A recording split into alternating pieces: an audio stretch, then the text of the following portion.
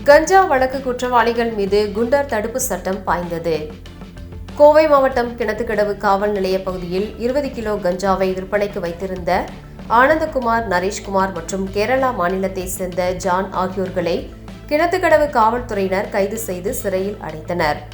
மேலும் பொது ஒழுக்கம் மற்றும் பொது சுகாதார பராமரிப்புக்கு பாதகமான செயலில் ஈடுபட்ட குற்றத்திற்காக ஆனந்தகுமார், நரேஷ்குமார் மற்றும் ஜான் ஆகியோர்கள் மீது குண்டர் தடுப்பு சட்டத்தின் கீழ் நடவடிக்கை எடுக்க கோவை மாவட்ட காவல் கண்காணிப்பாளர் கார்த்திகேயன் பரிந்துரை செய்தார். அப்பரிந்துரையின் பேரில் கோவை மாவட்ட ஆட்சியர் பவன்குமார் கிரியப்பனவர் அவர்கள் மேற்கொண்ட நபர்கள் மீது குண்டர் தடுப்பு சட்டத்தின் கீழ் நடவடிக்கை எடுக்க உத்தரவு பிறப்பித்தார். அவ்வுத்தரவின் அடிப்படையில் கஞ்சா வழக்கு குற்றவாளிகளான ஆனந்தகுமார், நரேஷ்குமார் மற்றும் ஜான் ஆகியோர்களை குண்டர் தடுப்பு சட்டத்தின் கீழ் சிறையில் அடைத்தனர். மேலும் பொது அமைதிக்கு குந்தகம் விளைவித்தாலோ பொது சுகாதார பராமரிப்பிற்கு பாதகமாக செயல்பட்டாலோ அவர்கள் மீது குண்டர் தடுப்பு சட்டத்தின் கீழ் நடவடிக்கை எடுக்கப்படும் என கோவை மாவட்ட காவல் கண்காணிப்பாளர் அவர்கள் எச்சரித்துள்ளார்.